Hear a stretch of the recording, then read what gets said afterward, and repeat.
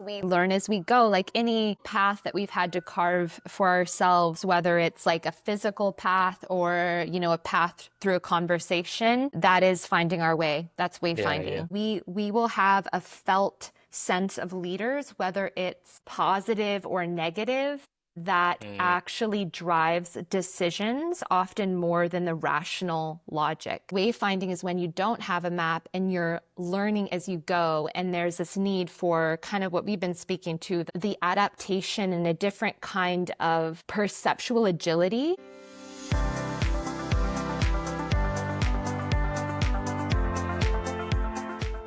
Welcome to Strategy Meets Reality podcast. I'm your host, Mike Jones, and today I'm joined by Elsa Henderson, researcher, facilitator, and co-founder of Circle Generation. We explore the art of wayfinding in complex environments, why capacity matters more than control, and how leaders can build the wisdom to act when the path ahead isn't clear. A deep dive into what it really takes to lead in uncertainty. Welcome back to the Strategy Meets Reality podcast.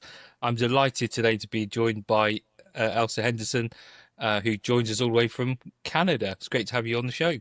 Thank you. It's great to be here. Yeah, even though I must put you're not Canadian though, but you're. No, I'm from the US, but I'm in the process of immigrating here. Yeah. Hope, hope that's not due to a recent electoral result. It actually happened before, and then it was set into motion, and then the elections happened. And yeah, I felt very fortunate to have made that move, but very close. I mean, I'm on Vancouver Island in Victoria, so it's the capital of British Columbia, and we're just right across from the Seattle area. So it's really just a border in the water. Oh, just for our listeners, do you mind giving a bit of background about yourself and a bit of context about what you've been up to lately? Yes. So I mean, just thinking back, I have been really interested in groups for many years.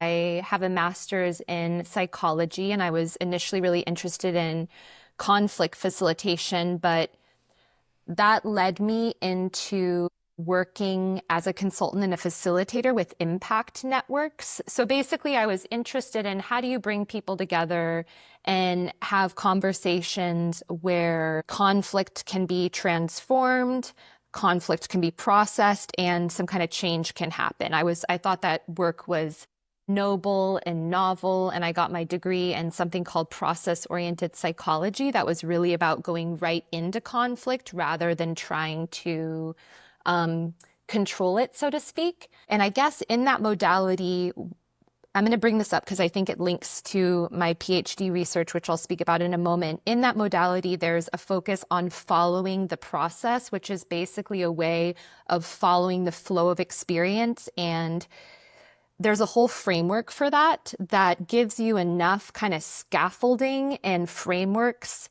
while also helping you kind of adapt with what's happening in real time. And I think there's something there in terms of, there's language around like, what's the primary identity or process of a group or a person? What's the emerging identity? Where's the edge? Like always looking for that edge. And so it's a dynamic framework. And I was really drawn to that when I was younger. And so I studied that. And then I was feeling like, okay, we're bringing these groups together, but is there really change happening? What's the impact? And around that time, I learned about impact networks and that you could bring stakeholders together to collaborate around a shared purpose. Often these stakeholders are from different organizations and institutions. Maybe it's something around developmental finance or refugee rights and migrant rights. Oh, yeah. With people from different bodies within the UN and different NGOs, so that these people could coordinate and collaborate around this purpose and take action, to learn together and then take action. And what drew me to that approach is that there was a way to measure the impact. And so it felt a little more tangible. So I was in that world for several years. I'm still kind of in that world through my work at Circle Generation, which I co-founded with two colleagues last year. But prior to Circle Generation, I was in the Converge network for several years. And more recently, the past few, I've been close to where you are, same land mass. Yes.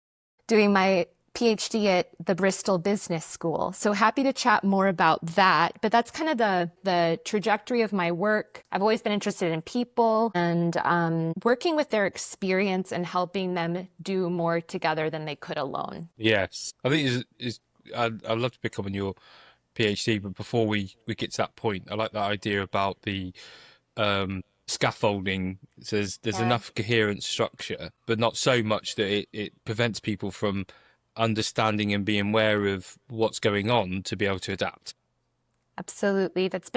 Yeah, I feel like that's been on my mind. It's been one of those kind of questions that was important to me. Maybe I drifted away from it, or maybe it went more to the background. But I think even just with the name of this podcast, it like captures the nexus of that of, okay, we have these frameworks, but how are they actually in practice? How adaptable Mm. are they, and how much do they mirror our direct experience? And I think there's just been like a craving for frameworks or models that help people when they're in the heat of the moment or when they're in the thick of uncertainty to help them find their way. Yeah, yeah. I think that's right. And I think previously we've had a lot of processes and um, models that are quite prescriptive, Yeah. that didn't give people the freedom. And I think people are realizing that those are not that effective in adaptation. So, but we still need something, otherwise we could quite easily go into chaos. So it's trying to find that enough so that we can adapt and still sense make, but without going into that entropy, that chaos. Yeah, absolutely. I've been chatting with colleagues about this, and I wrote an article last month with a colleague basically just acknowledging that the work we did in the Converge network, part of its success was that we came up with these frameworks, and these frameworks are outlined in a book called Impact Networks that my colleague David Ehrlichman wrote. So there are these frameworks that helped people cultivate these collaborations and kind of know how to bring people together, how to coordinate learning and action. But over time, we really found that it wasn't just the frameworks, it was the way we engaged the frameworks.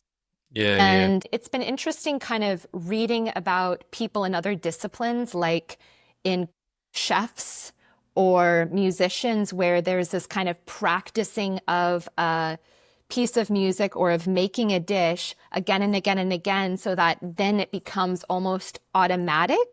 And yeah, it's been curious with the kind of consulting work and the facilitation. I feel like there's an element of that, of practicing something enough that it's kind of internalized, not so that you're restricted by it, but that's so that you can kind of draw upon it as needed in the moment rather than like looking at a script and trying to follow it, line by yeah, yeah, line. yeah, It's just something yeah. I've been thinking about. Yeah.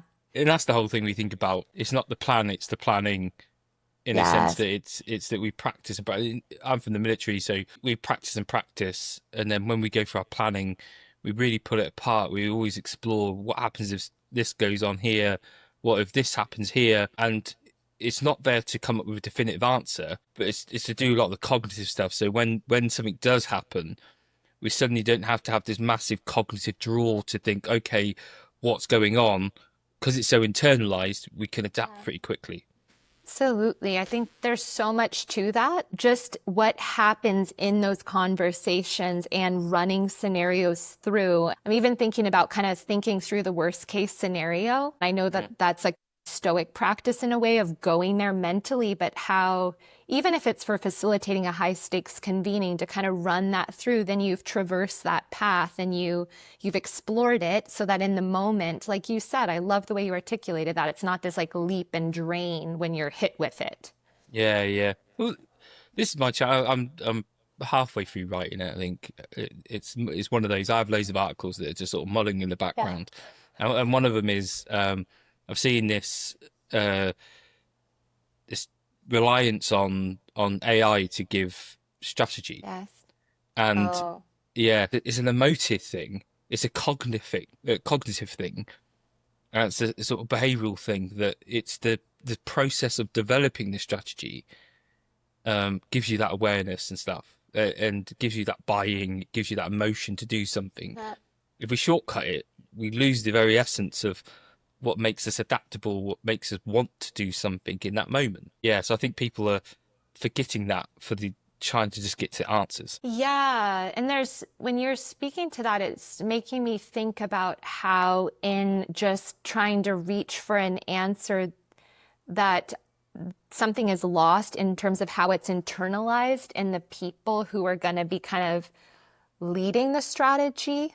Mm. And in that if it's not within them, and it's like, I also really appreciate that you pointed out kind of how the logic can be outdated, that AI can be drawing upon, and how there's all these assumptions baked into it. But there's also something about if it's generated by, AI, I don't know if people are really going to have it in themselves, so that if something Mm. unexpected happens, it's going back to the adaptability, how well they'll be able Yeah. to pivot.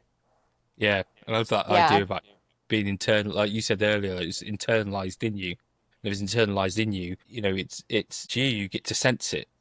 You get Yes. to know it. You can explain it. You can adapt. I think that's really good. Yes. Cool. So thinking about on your PhD. So um, I'm Yeah. glad to hear that your what they call it, not your Kate, your defense. That's it. Your defense. My Your defense went defense. well. Yeah. Yeah, Yeah, yeah, it yeah. went really, yeah. Yeah, I think there's actually an element of what you were just speaking to in the defense process, but maybe I'm wondering if I should just say a bit about my PhD and the Yes, focus before I please. get Yeah, in. please. Yeah, Okay. yeah.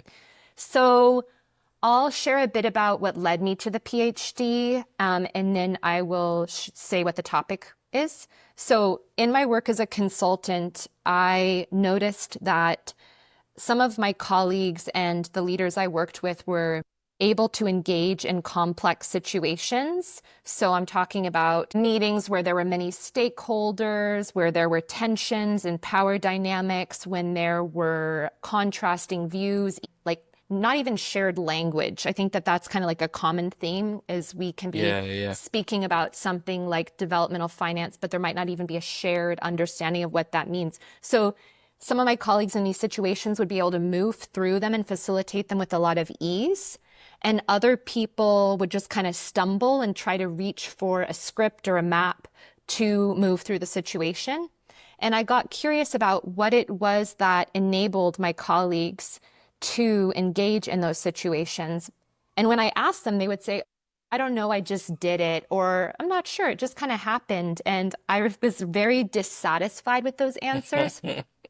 So, as this was happening, I was also noticing in my own experience that there were some situations where, professionally and personally, again, complex situations, morally challenging situations, where in some moments I would feel really overwhelmed and unable to really engage and kind of get into the situation in order to impact it.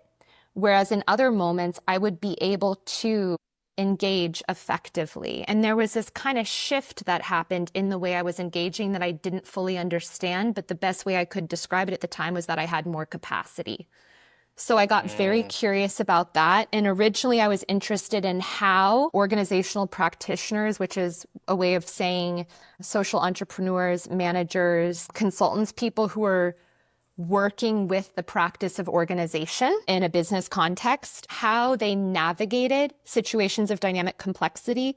But then I got into the literature and I learned that navigating is when you know where you're going before you depart and when you have a map.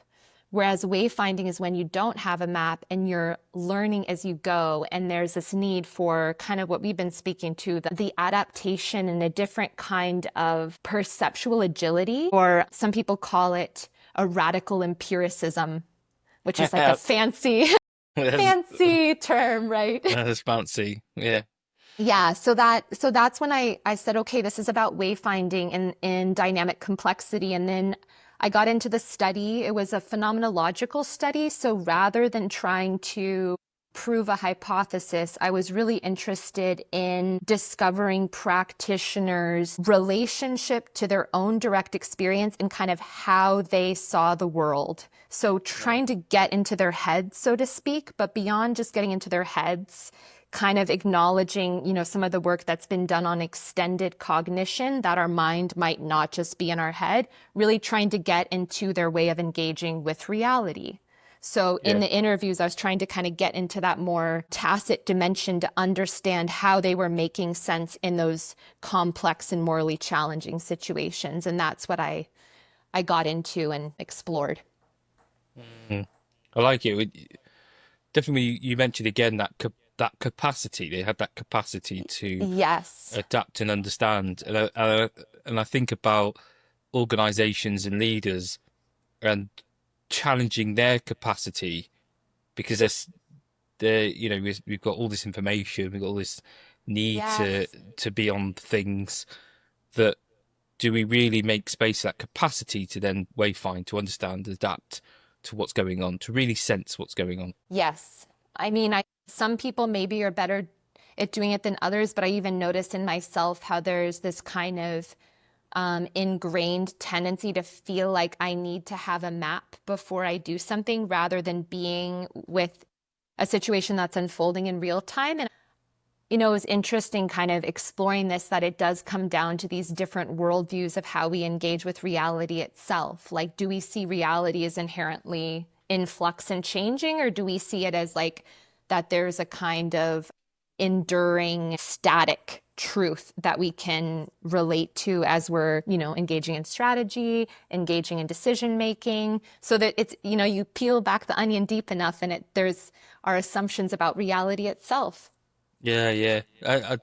I'm smiling because I know there's someone I know that meticulously plans for everything. Oh, yeah. Yeah, plans, and they want to have everything just scheduled out. And I even have clients come to me and they, like, before I'm going to do something, they go, "Oh, have you got a schedule?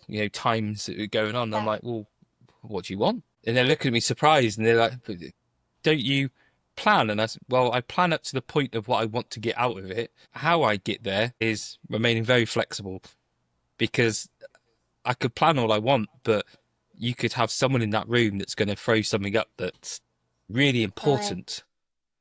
And I don't want to stifle that through the fact that I've got strict things that I want to do in quick steps and timings." It's so true. I mean, I'm thinking about, planning agendas, planning for 2-day convenings, and there's this tension, right, of how much do we structure the time so people feel? I feel like there's something about like planning and some people having a sense of value related to that, like they're going to get something out of the time, as opposed to Yeah. leaving pockets open for things to arise that they could have never anticipated. Mhm. That tension. And I think both are important in different, navigation is needed sometimes. Like, if we're going to go on a trip, we need to have a map for where we're going, unless we want to have a meandering journey. And it was interesting in this study as well with some of the participants who had, very complex upbringings. Their approach was to plan, Yeah. It wasn't that everybody identified as, oh, wayfinding is my primary approach. Many participants were very comfortable in complexity because they had grown up navigating different cultures, or, had gone through very complex and uncertain times as a young person, or just were facing that in their work on a daily basis. But for a few people, they really aimed for certainty. It was their approach to managing the complexity and the inherent kind of potential for anxiety that can come with it. So Yeah. some people are planners, I suppose. Yeah. Yeah. Yeah. You've seen it. So Yeah. um how would you describe wayfinding to someone? Yeah, so at a very high level, I would say it's how we chart a course using experiential and environmental cues. So bits of information from our environment and from our experiences with other people, and also through our own body. People talk about a gut sense, or they say they Mm. had a hunch. So I'd say that's kind of the broad definition. But the other piece that's interesting, just to acknowledge that we engage in wayfinding on a daily basis. And I think designers speak about this, and urban planners, in terms of how they design roads or even a building so that it creates a pathway that we can wayfind through as a user or an occupant in that space. So it's used in those domains. It's used in strategy literature, kind of in the ways we've been speaking about. But there's another dimension in that this whole idea of wayfinding is going back thousands and thousands of years to indigenous cultures around the world. Oh, And okay. Wade Davis, he was at UBC in Vancouver. He wrote a book called Wayfinders, and he kind of brought the term forward, at least into my awareness when I was younger, in terms of speaking about how I think Polynesian wayfinders really used their environment to navigate these really complex currents in the sea, and how by being Yeah. in relationship with their environment in an immediate way, they were able to chart these courses that other people using a map were kind of baffled by. Mm, So it's going yeah, back to a yeah, way of how we relate to our environments and how we move through the world, and in a yeah. broad sense. Yes, I like that in the sense that they're taking time to look around and understand what's actually happening rather than relying on the map. But Yes, yeah, and we always say that the map is not the terrain. absolutely. Yeah. Yeah. And the other piece around it is I think the kind of, if there's the map and there's the terrain, there's also the understanding of where we've come from, where we are right now, and where we're going towards. And there's an incredible scholar named Shelley Spiller, and she's in New Zealand, and she's grounded in the Maori tradition. She has ancestry there. So she's speaking about wayfinding from a Maori perspective, but she really highlights how, for some of us from other cultures, when we try to wayfind, we kind of see ourselves at the center and we focus on where we are right now and where we're trying to go. Whereas in other cultures, they pay attention to where they've come from, also in terms of the physical place they came from, but the kind of cultural values and wisdom they can draw upon also to help them get where they're going. And so I think there's this Mm, kind of other, people speak about wayfinding as kind of weaving a path forward, and you're drawing upon threads of your ancestry or your history or what you know, what's arising in the present and kind of possible future. So there's an element of time in how we chart our path that mm. I think is another way to think about it. Yeah, I don't know who told me this, and I can't remember. So if you're listening, apologies with this, but someone was telling me around Native Americans. There's a sort of tribe, and when they make a decision, they don't just make a decision about now and the present. They think about generations back and then so many generations forward Yeah. about how this decision will play out. And obviously, when they're looking back about the decision, they're thinking about what stuff has come from the past that would inform that decision or maybe constrain the decision going forward. And then thinking ahead is thinking, well, they don't want this decision to constrain possible futures. Yes, that's so, really appreciate that you bring that up, because I'm thinking that there's, I'm in Canada as a person from the US, but with the Anishinaabe, the peoples of the Anishinaabe, they speak about something similar, and they describe having a long view, like it's a different kind of view and way of looking. And in the Maori tradition, they speak about the eternal present, which has an element of what you were just highlighting, in that they see the now as always being kind of influenced by aspects of the past and the future, that it's not just Mm. like the now isn't just a contained bubble, Yeah, right? yeah, It's yeah. always there's always this interplay. So yeah, I mean, yeah, there's different ways to define wayfinding, and at the like most simple level, it's how we chart our course using environmental cues. And it's really interesting in this day and age where we have access to so much information, like you were highlighting earlier. Mm, yeah, So how yeah. do we find our way when there's all this information that we're encountering that's beyond our local domain, that is accessible at faster speeds than ever before? How do we discern what cues to pay attention to chart our course or to make our strategy? Yes. And that's because I remember, thinking back, you had Clausewitz talked about frictions, and one of the frictions he talked about is limited information. But if you think about now, is we still do have limited information. There's always darkness, but we've got also too much information, Yeah. and there's too much, and there's also I think previously the information that we got, you had a level of trust with it, and I know especially like in America, there was this inherent trust that we had with information until sort of the Vietnam War, and then I think that's when Americans started then thinking that trust with the sort of the government and information that came out centrally, lost it. And I think and that sort of spread around the rest of the Western world. And now it's interesting about how we take that information in the cues. How do we protect our cognition? How do we have that security of our cognition, of our orientation to make sense of what's going on, to be able to wayfind? I think that's a really Yes. interesting thing. Yes, that feels critical, that piece of Mm. it, just in terms of, what supports us to find our way. And I just in my study, because I don't think I mentioned this, I was focused on the capabilities that supported practitioners to wayfind in dynamic complexity. So that's kind Okay. of like that was the research question, but there's something with what you were just saying around like, you know, I don't know if it's a kind of protection or, what mental space or kind of quality of presence. I'm just riffing on what you said, kind of Yeah, yeah. enables us to engage in wayfinding in these volatile environments.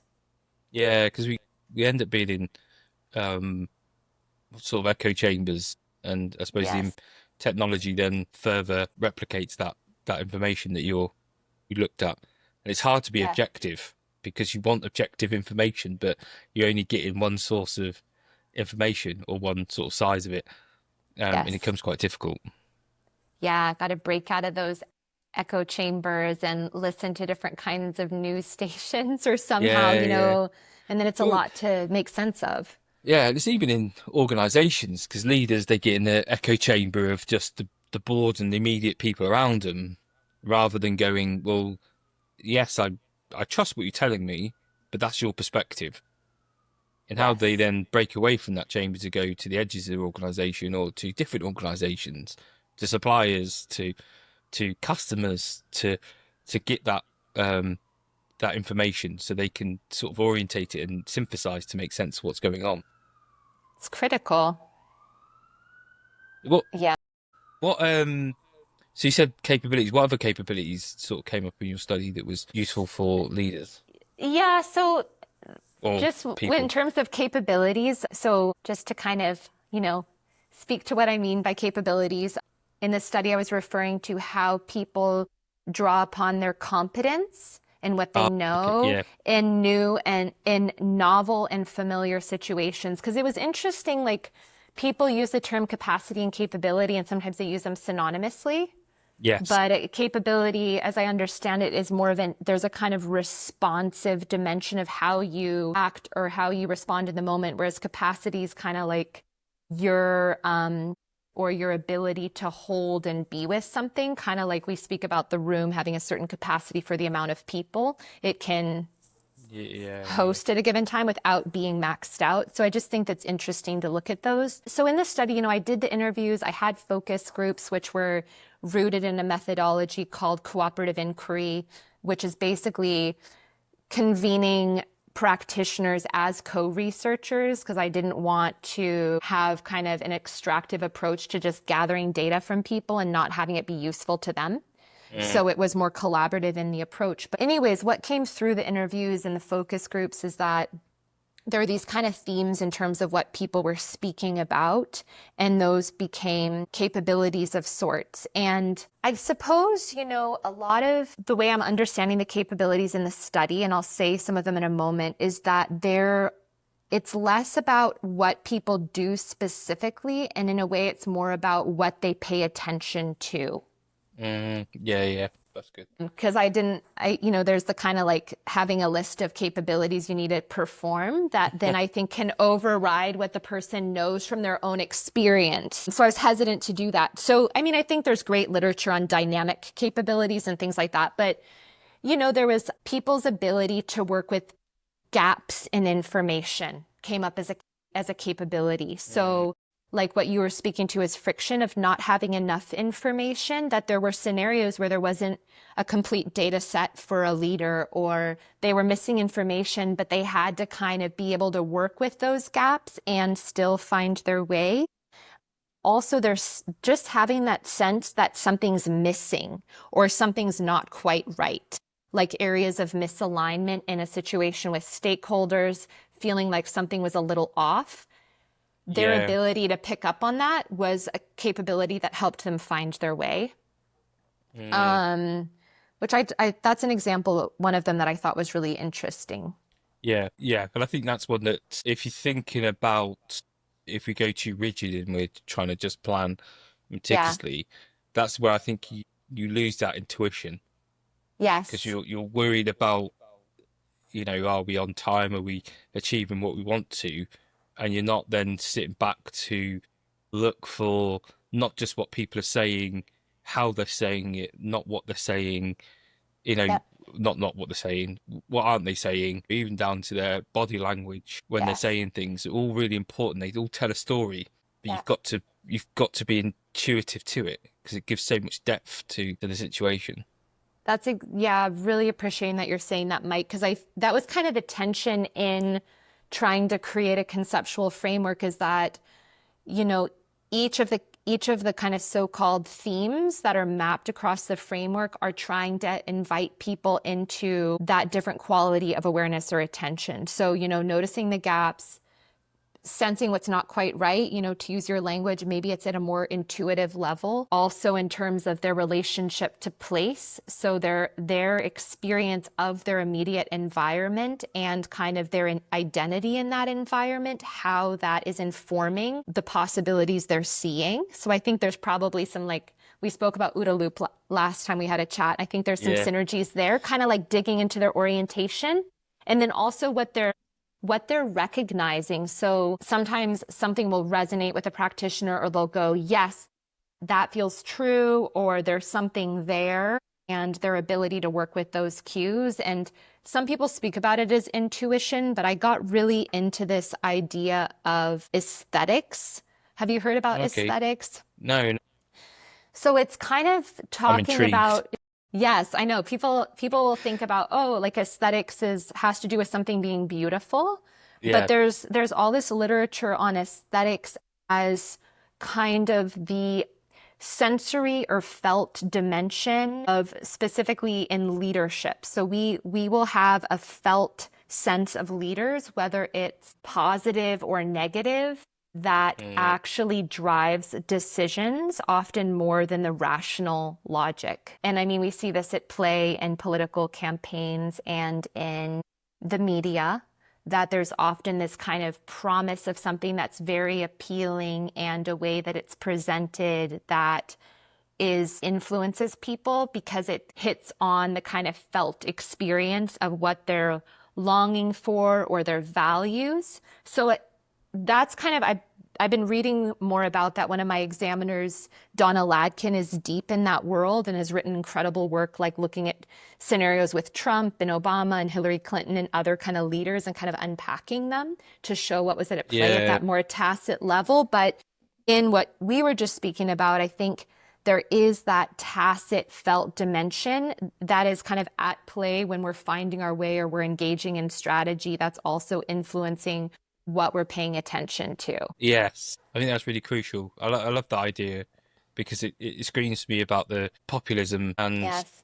how they're using sometimes fear, but they're tapping into the inner desires, which I suppose is what we're trying to do. We want to give people what they want, but also then it prevents us from making decisions that are probably right for the whole, Yes. but aren't popular. And Yeah. yeah, and I think that's like when you think about strategy in that sense, that's aesthetics. There's a lot of conversations about stuff we want to do, but we get distracted about stuff that we feel that we have to do because of the context we're in. We must talk about this, or we must have this in strategy because that's what people are expecting, rather than thinking, well, what do we really need to look at? What else could you be looking at? What's different? Yeah, I don't know if Yeah. that's the right thing. Yeah.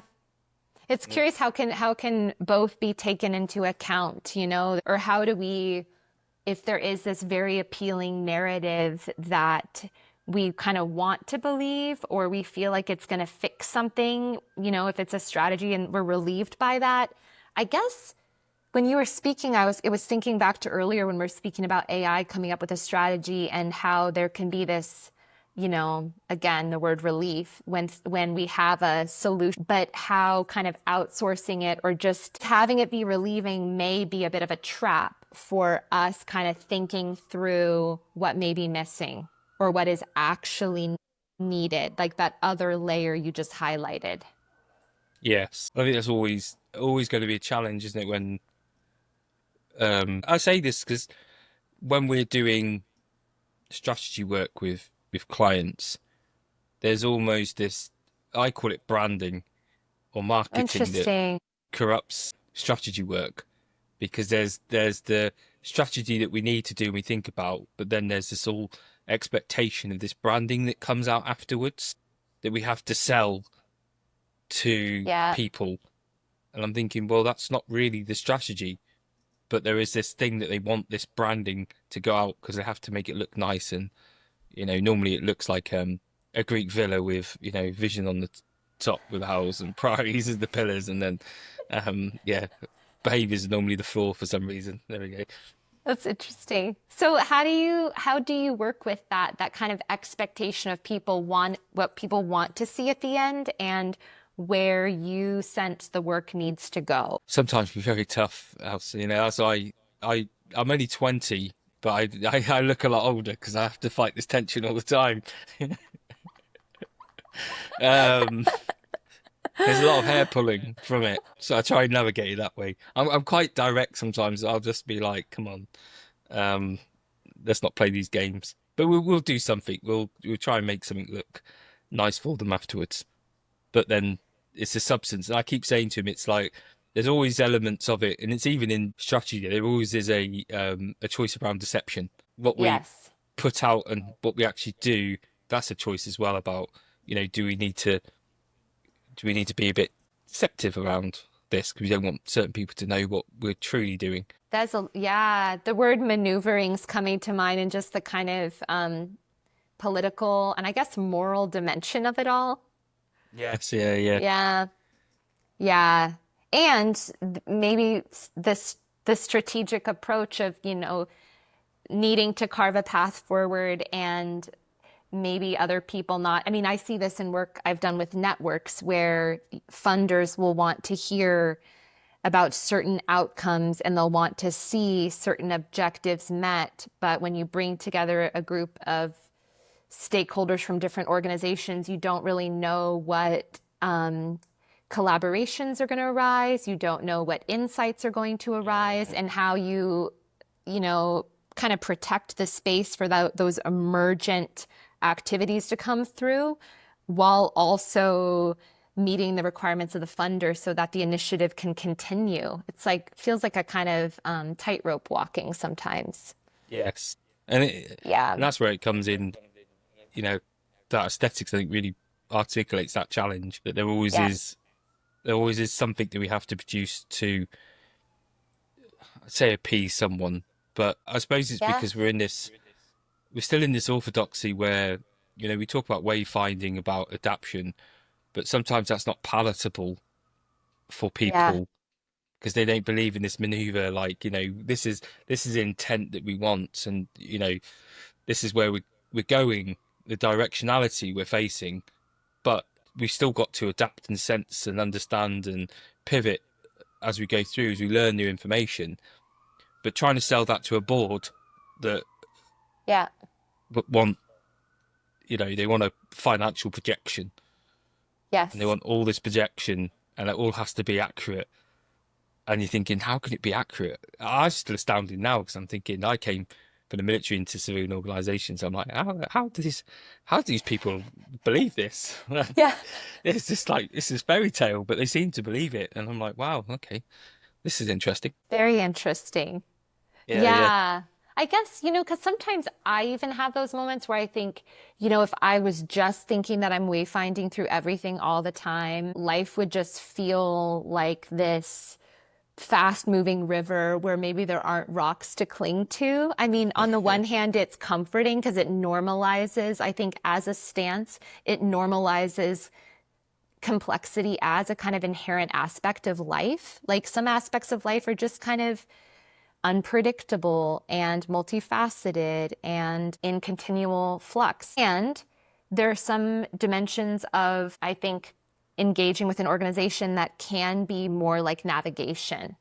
yeah, And so just to like think of them as, I don't know, like tools or objects that you can pick up when you need them. But I think there's a trap in getting too stuck in one or the other. And it seems that the navigation is a much more, as an approach to strategy, saying, okay, we have this plan. This is where we're going. It is certain we're going to get there. Yeah, I heard about that a lot more than wayfinding. Yeah, yeah. Yeah, And there will be stuff, but I think that's where sometimes it can be overwhelming. It's like transformations. Now we're going for a big transformation, but when you really look at it, you're not going for a big transformation. There are these elements of your organization that are changing, yes, but these elements of your organization aren't changing.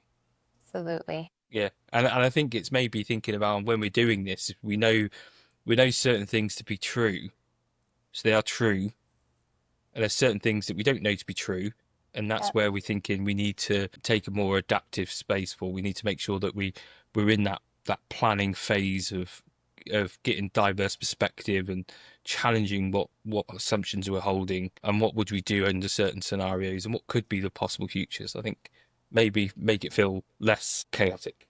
Think that's really critical. And it's reminding me just that, I think about Ralph Stacey, and I'm pretty sure we had a chat about Ralph Stacey's work a little bit, just this idea that even in the midst of flux, there are always aspects of continuity, Mm, not in terms of sameness, but kind of themes that will repeat or certain qualities that will endure. And just like you're saying, that ability to have contact with those while you're engaging in change, I think it makes it more tolerable for people.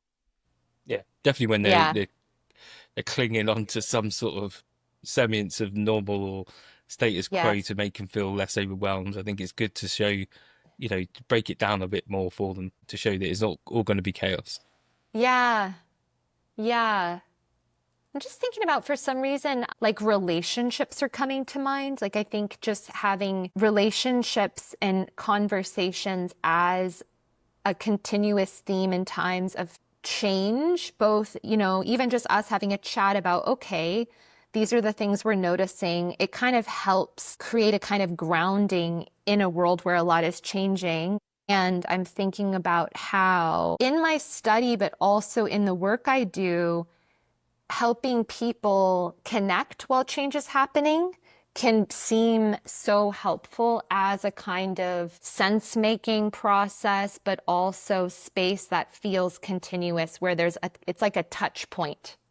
Yeah, Having those touch points where people can be engaged as the change is happening. Maybe it's an illusion that we get to have a say in it or that we're participating and it's not just happening to us. I don't know, but I'm just like something about what you were saying just now sparked that for me.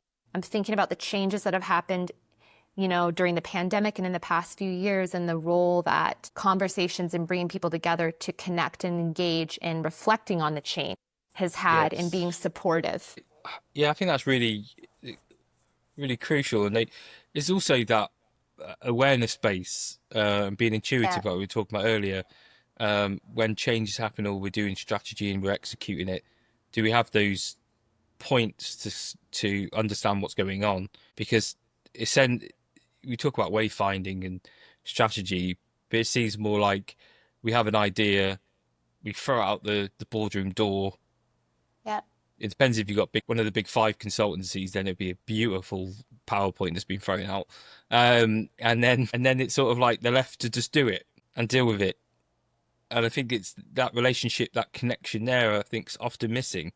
Not only for comfort and to try and make sense of the change, to deal with change, but it's also that makes sense of the change. Yes, absolutely. Because the change is going to look like when I think about any change in my life or any transformative experience or any kind of strategy I've tried to roll out, it always looks, feels, and sounds different in practice when it's actually coming into reality than it did in concept. Yes. And so those feedback loops to reflect on that and to understand how it's actually panning out is so critical. Yeah. And that takes a different approach from organizations to how do we engage beyond a structured meeting? Yes. Yeah. How do you just make space for that? Even the point of people coming back and saying, well, I've heard what you want, and this is how I've interpreted it. And I can see this, but I feel that if we do this, we're going to miss this opportunity and have that dialogue. And I don't think it's not chaos in saying that the I suppose it comes back to our very earlier point at the start where we were saying we've got a scaffold, but we're Yeah. adapting to that scaffold. And I suppose that gives that adaptive space. Yes. Yep. Yeah, I'm just thinking about, I mean, the opportunity for rolling that out in practice. I mean, networks, we are working with that in a certain way, taking a network approach, but for more organizations to take that approach and how the scaffolding can be supported and adapted in like a day in the life in an organization? Like, is it smaller meetings? Is it where people are just touching in? Is it a mechanism where people can share how an aspect of the strategy is impacting their team? It's really interesting. Definitely when you think about the capacity, coming back to capacity with that point, Yeah. and you think about now some of my clients, they're in the boards or their directors. I have a special privilege that I can get in touch with them quite quickly, Yeah. because they're my clients and that's what they want from me. But I imagine that I know because I've seen most of their calendars. I imagine that to have that space, you're looking, well, I'm gonna have to either be really pally with their PA to try and get them in, or I have to wait like 2 weeks. And you think just that I just question if we have that capacity now to have that, impromptu. Well, not that it has to be impromptu, but that space to just like we're doing now, riffing and Yeah. understanding. Yeah, and hearing time, like you were speaking about capacity, and I was hearing just time and calendars and things being planned far in advance and the scarcity of time, which is such we're speaking about different ways of relating to time, the kind of thinking back, thinking ahead, imagining how Yes. something's going to impact an ecosystem or an organization 5 years down the road, and then just this reality of a stacked calendar. Yeah. Yeah, I wonder if there's a way to kind of plan those pockets of time in advance. And then I think about how do we advocate for the value of those pockets of time. Yeah, yeah, yeah. Yeah. I don't know where the study came from or if it was true, but it could just be a fairy tale. I don't know, but I quite liked it. Was that there was a company, I think it was in Switzerland. They on the meeting rooms they put, this is pre-COVID, they put scanners. So if you went into the meeting room, you scan your card, and it obviously knew how much you were paid. It was a study they were doing, and that they had a meeting. At the end of the meeting, it said, "This is how much that meeting's cost. Did you can you justify that Oh cost for my what the meeting gosh. was?" Apparently, and I don't know if it's true. If any listeners know this thing, please get in touch and show me the evidence. But apparently, the meetings reduced by a significant amount over a very short period of time because people become more aware of what they were spending their time on. It makes me curious about other areas in the organization, like if there were impacts on people's well-being, if there was more creativity, like how, Yeah, because I yeah, could imagine that going different ways. yes, it's fascinating. But I think it comes Very back to fascinating. this wayfinding you were talking about, and like that capacity, the idea of capacity is really Yeah. screaming at me. Definitely when we think about that different perception of time, looking backwards and looking forwards. Yeah. Do we have the capacity to look forwards truly? And obviously, when we talk about wayfinding and strategy, it's really important. Really important. And there's a phrase I love, and it's anticipatory capacity. So that I feel like that Like it. touches on what you're saying. It's from an academic called Anne Cunliffe, a management scholar, but that ability to sense ahead and kind of anticipate and to engage that as a sensibility of sorts when we're speaking about strategy or we're even in a meeting, just that different form of capacity. But I like it though, but that anticipatory capacity is almost like it's like an insurance, isn't it? Because we don't really think about insurance until something happens and then we're glad we got it. Yeah. But Yep. it's like that anticipative capacity means that I'm going to anticipate them, a bit like I was talking as a soldier, that Yeah. when something actually goes wrong, I get time back that I don't know I'm getting the time back because I don't appreciate it in the moment. because I'm using less cognitive energy. And if you think about it in organization terms, if they had that anticipated capacity and they thought about some of this stuff, either they could have mitigated it or just be cognitively prepared for it. That instead of going into full crisis mode where everything drops and then they're dealing with this stuff and more stuff's mounting up behind them, that actually they could adapt through this quite not seamlessly, but more easier. Yeah, more agility. I could imagine just, yeah, hopefully less phased by it. Yes, yeah, yeah. And then you think about the well-being aspect and stuff, and then leads it on to the emotional regulation of leaders and people in the organization. They can manage that regulation better, which means they can then have more capacity for analytical or creative thinking. Absolutely.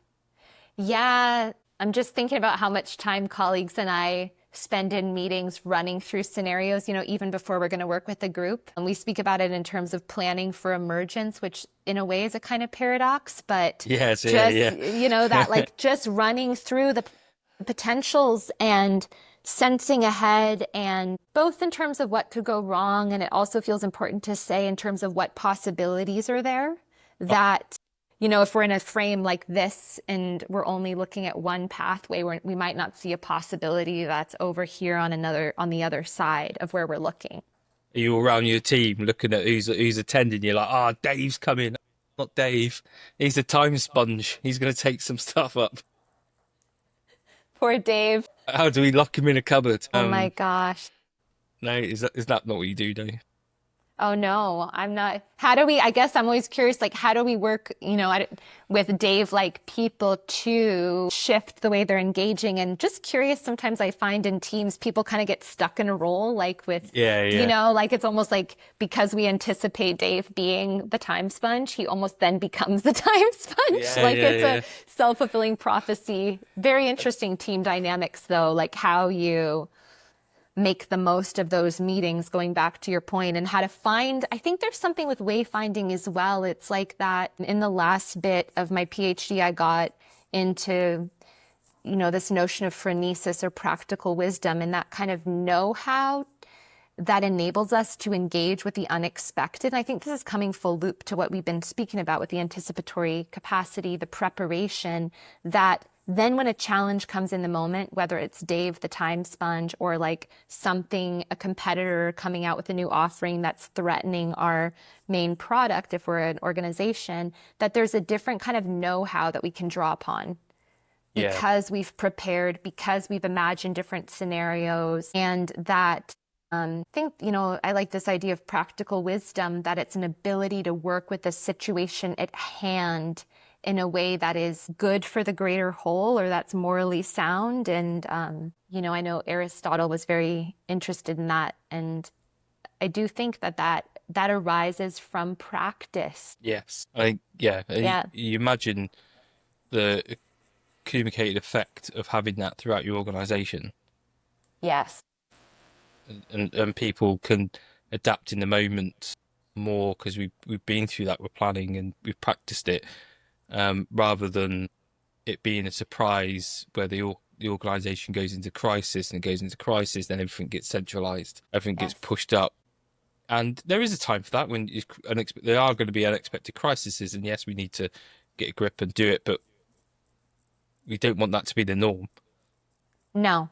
Yeah. Depleting, as you say, it's a drain. It can be a shock. So yeah, it's exciting to think about just how organizations can create spaces for that, practice spaces. And it's also making me think about education as well, like for managers. And my PhD was kind of in the realm of management learning. So how that can be brought into education and preparing leaders as well. Yes, yeah, I Yeah. think making things less about what to do, more about how to think about the situations, and probably putting them in situations where they can do it. Like we talk about, we use a thing called outcome-based learning. So it's about scenarios under time pressure. Yeah. Yeah. And just thinking about how they deal with it. Absolute, that practice, those practices, the kind of on your feet, how do you respond? hear the variables. Yeah. Yeah, We're not expecting the perfect answer. It's more about, what did you, in that moment, what were the assumptions that you were thinking about? What was fact that you were using? It's really just getting them to really understand how they think and how they can adapt in certain situations. that sounds like wayfinding. Yeah, it does. Yeah, Yeah, does probably. There you go. there you All go. into two. Learning as you go, knowing as you go. And part of that is the kind of as you go piece I consider a loop. Like it's always a feedback loop. You're always in conversation Yes. with the situation and the other people around you and your felt experience. That was kind of Mm. a revelatory moment I had is wayfinding is it's a conversation. It's not just Yeah, something yeah, you're putting onto reality. You're always in dialogue with what's yeah. unfolding. I Yeah. think, and forgive me if I'm wrong from you saying, but it's something that, it's anyone can do it. It's just about building that confidence and Yeah. that practice with it. Yeah, we're doing it all the time, whether we realize it or not. Like we find our way to the office, whether it's at home or, outside of our home each day. We find our way in conversations. We learn as we go, like any path that we've had to carve for ourselves, whether it's like a physical path or, a path through a conversation, that is finding our way. That's Yeah, yeah. wayfinding. Yeah. Awesome. I really loved the conversation tonight, Elsa. It's Oh, been it's been fascinating. It's been great, Mike. Thank you so much. Really That's glad to connect with you. And that's thanks right. for the opportunity to be here. Oh no, no, it's my pleasure. Quick before I let you go and enjoy your day or night. I don't even know what time it is there. Day. Yeah. Day. It's night time for me. What would you like to leave our listeners to think about from this podcast? I guess just, if we ask ourselves, how do we find our way, whether it's in a meeting, perhaps you're about to go into a situation that you're a bit hesitant about, or if you're nervous, just to ask the question, how do you find your way? How do I find my way? I think there's something just in asking that question where we can return to the agency we have to shape a path that isn't just predetermined and hopefully feel connected to a bit more capacity in how we Mm, go about engaging with whatever situation we're faced with. yeah, yeah, I love Yeah. that. Agency is something I've been playing a lot with recently about how do we get agency to enable action in organizations. So I'm glad you said that. Yes. More Yeah. more of that. More of, even for myself, just feeling like I'm engaged in shaping things in the course of a day rather than just feeling like the day's happening to me. Yes. Yeah. That And shift. Yeah. yeah, I like that. Awesome. Thank you very much. Thank you. Yeah, absolute pleasure. And I will link your details onto the show so if people want to reach out and learn more about Great. wayfinding. That'd be great. Fantastic. And for the listeners, if you've really enjoyed the show as much as I have, and please like, subscribe, and share to your network so they may get value from this as well. And Elsa, once again, thank you so much for taking the time to speak with me. Thank It's been a you. pleasure Thank having you, you on. Mike. Cool. Thank you, Mike. Thanks so much. Have a good evening. And you. See you soon. Bye.